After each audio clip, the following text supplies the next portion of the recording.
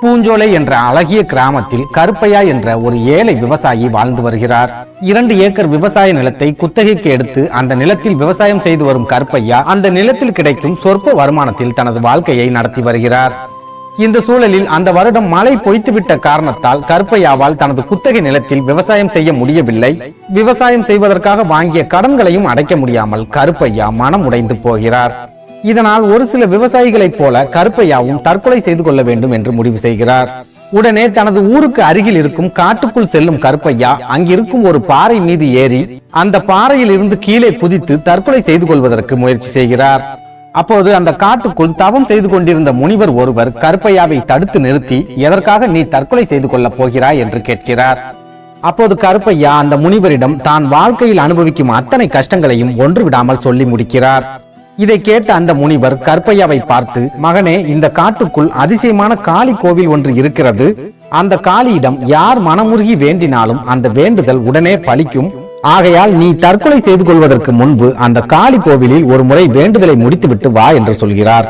முனிவர் சொன்னதை கேட்ட கருப்பையா முழு நம்பிக்கையுடன் காளி தேவியின் கோவிலுக்கு செல்கிறார். கோவில் வாசலில் அமர்ந்து கண்ணீருடன் தனது கஷ்டங்களை தீர்த்து வைக்க வேண்டும் என்று அவர் வேண்டுகோள் வைக்கிறார். கருப்பையாவின் கண்ணீரை பார்த்து இறக்கப்பட்ட காளி தேவி கருப்பையாவிற்கு காட்சி கொடுத்து அவரது கையில் ஒரு மோதிரத்தையும் கொடுத்து, மகனே, இந்த மோதிரத்திடம் நீ என்ன கேட்டாலும் அடுத்த நொடியே உனக்கு கிடைக்கும். ஆனால் ஒரே ஒரு முறை மட்டுமே இந்த மோதிரம் நீ கேட்பதை உனக்கு கொடுக்கும். ஆகையால் இந்த மோதிரத்தை வைத்து உனது வறுமையை போக்கிக்கொள் என்று சொல்லிவிட்டு காளி தேவி மறைந்து விடுகிறாள். மோதிரத்தை பெற்றுக்கொண்ட கருப்பையா நேராக தனது வீட்டுக்கு செல்லாமல் தனது நண்பனின் வீட்டுக்கு செல்கிறார். கருப்பையாவின் நண்பரும் விவசாயத்தில் தோல்வி அடைந்து வறுமையில் இருப்பதால் இந்த மோதிரத்தின் மூலம் நமது நண்பனுக்கும் ஏதாவது நல்லது செய்ய வேண்டும் என்ற எண்ணத்தில் கருப்பையா தனது நண்பனை சந்தித்து நடந்த விஷயங்கள் அனைத்தையும் ஒன்று விடாமல் சொல்லி முடிக்கிறார். ஆனால் நடந்த விஷயங்கள் அனைத்தையும் கேட்ட கருப்பையாவின் நண்பருக்கோ அந்த மோதிரத்தின் மீது ஆசை ஏற்படுகிறது. எப்படியாவது அந்த மோதிரத்தை நமக்கு சொந்தமாக்கிக் கொள்ள வேண்டும் என்ற பேராசையும் ஏற்படுகிறது. உடனே அவர் கருப்பையாவை பார்த்து, நண்பா, மாலை நேரம் ஆகிவிட்டதால் இன்று ஒரு நாள் இரவு மட்டும் நீ எனது வீட்டில் தங்கிக்கொள்.